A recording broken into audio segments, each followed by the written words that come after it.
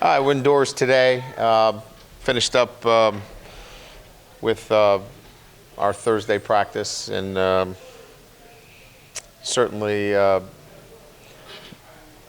excited about the weekend. Our seniors, obviously, we've got 27 that are going to be highlighted and playing in Notre Dame Stadium for maybe their last time. Maybe not, but we'll see what happens. But so good practice, good energy. Guys have had a good week, and excited about the weekend.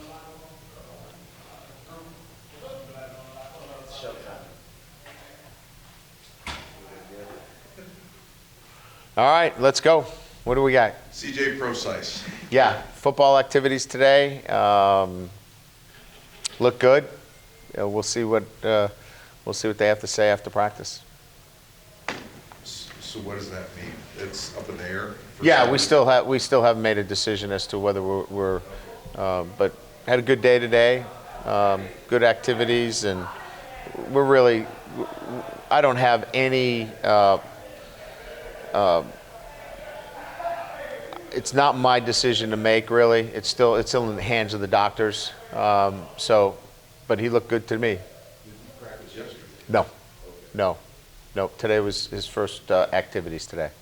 And even if he's fully healthy, do you think still maybe a larger dose of Josh Adams and Dexter? Oh yeah. They've had a great week of practice, but I'm not going to rule him out. I think he would like to play if he's capable. So we'll see where it goes. You know, it might be a game time decision. Oh no, we're not putting him in that situation. We probably would not put him in that situation until game time. Does he have shoulder concern? Is there a shoulder concern still at this point, or is it just fighting through it the rest of the year with that? Fighting through it the rest of the year. Yeah. Brian, with just a couple games left, are you starting to feel like you guys are where you're wanting to be as a football team? No, I think there are some things that we feel like, you know, from an offensive standpoint, we want to show some consistency in the red zone. I think that's important to us, and I think, you know, more than anything else, you know, taking away the negative plays on offense. So those two things are still work in progress for us. I think defensively, you know, it's still been about you know, the big plays and eliminating those. So no, I still think there's work to be done. Now, we know who we are as a football team this far into it, and who the players are and who we got to continue to coach, but I still think that there's more for us to accomplish and more things that we're working on specifically on the practice field. And this is the first time we've talked to you since the latest college football playoff poll came out. Just your thoughts on being number 4. Are you guys starting to feel like, man, this is really within reach now? Yeah, I'm sure the guys, you know, they watch the TV and you know, they know where they are, but they also know that it's fleeting unless you win football games, you know. So they've put themselves in a position, but you know, they've got to finish it off. You know, they're smart kids. They know that they got to go out and win, and they've got to win each and every game they play. Brian, what was your reaction to Will Fuller saying he intended to come back next year? You know, I really haven't had a chance. I've told all these guys I'll sit down with them. I put together folders for each one of these guys, and you know, obviously that's, you know, each one of these kids has different circumstances and as to, you know, why they would come back or why they would, you know, entertain looking at the draft. I think, you know, Will's got some factors that we have to talk about relative to, you know, staying or going that I need to communicate with him. You know, I'd love to see him come back, but you know, we got to see where it all kind of shakes out at the end of the year. Yeah. Were you pleased to hear? Oh, absolutely. I don't want to make it sound like I don't want him back. I'm very pleased to have him back. But, you know, I think it's important that each one of these guys that, you know, we talk about the process with him. Yeah. Yep.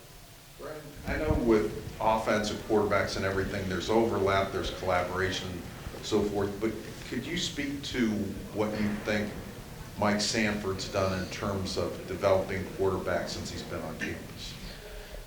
Well, I think first and foremost, he has brought out some of the very important traits that quarterbacks have to have. And I think it starts with, if you look at what I consider some of the most important things, and confidence in the quarterback position is absolutely crucial.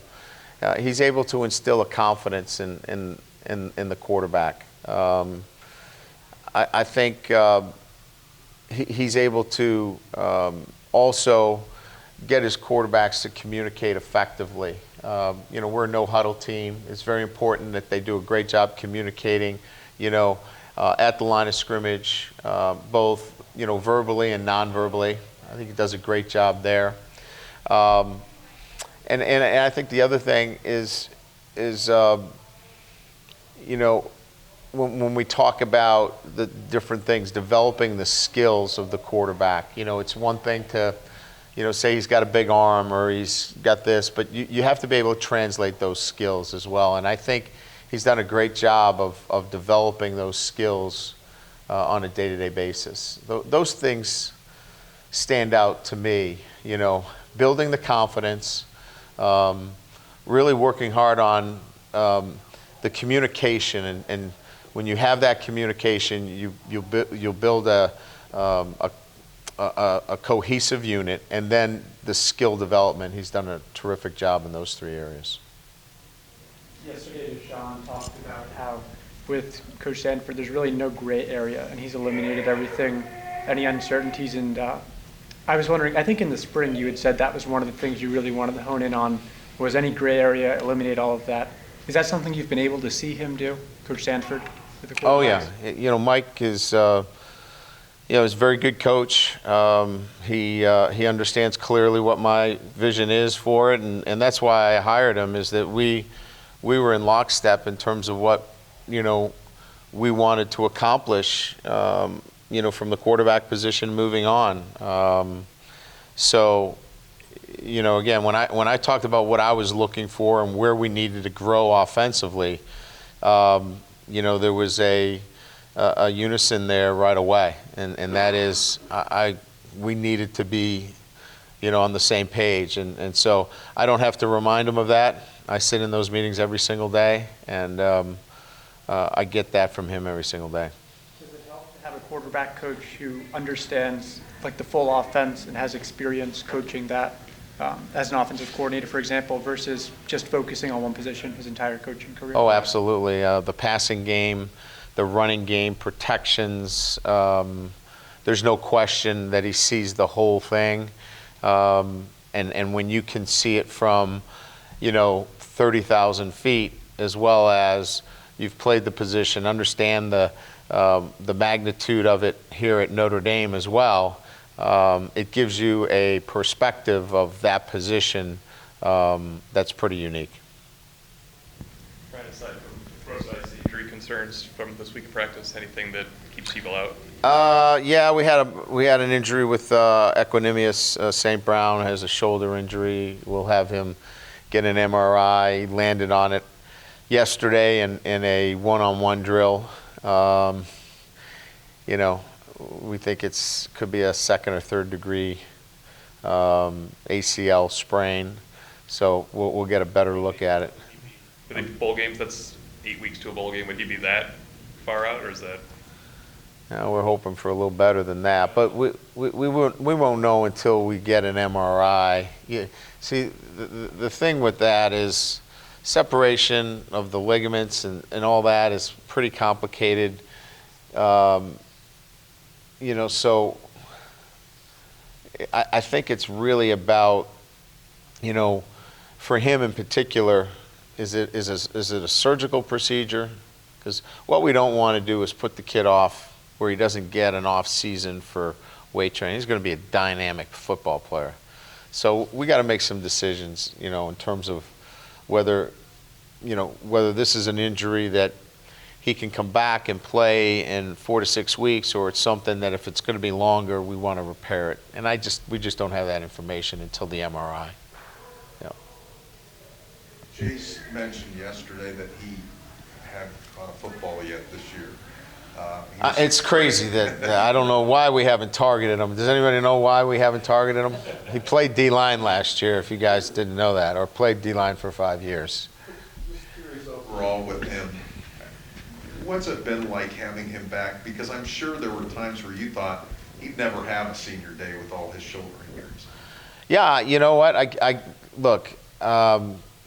I think I don't know if I've chronicled this story, or maybe I have, but you know, he was not promised a scholarship. You know, I pretty much told him we didn't know that he would have one, and he'd have to come back on good faith and you know, work his way through spring. He says, I'll do that, and I'll take my chances, and got to give a young man credit for that. He wanted to be part of the program, and I think he's respected by everybody because of the way he did that and went about his business every single day and worked at it. Came back from 3 surgeries and 3 rehab you know, situations to you know, earn a scholarship in his 5th year. So you know, whether he played it down or not, that's a lot to accomplish to be awarded a scholarship in his 5th year. And you know, he's contributed to this football team. So whether he catches a pass or not, we'll have to see. But he has contributed to our success this year. Anything else? Good. Ask some of the seniors what they kind of felt their legacy would be, how they were viewed after they were gone. I was just kind of curious how you felt they would be viewed after they leave. You know, I really think there's a consistency they built. You know, they're 20. We win on Saturday. That'll be 25-5 over 5 years at home. You know, that's pretty consistent. I think one of the things that we're looking to build is a consistency. You know, I think 21-3 over 4 years. So at home with a win on Saturday. So consistency that they've built. You know, they can feel proud of. You know, a solid foundation and consistency of winning. And they can feel good about that. All right. Good. Thanks, everybody. Thanks.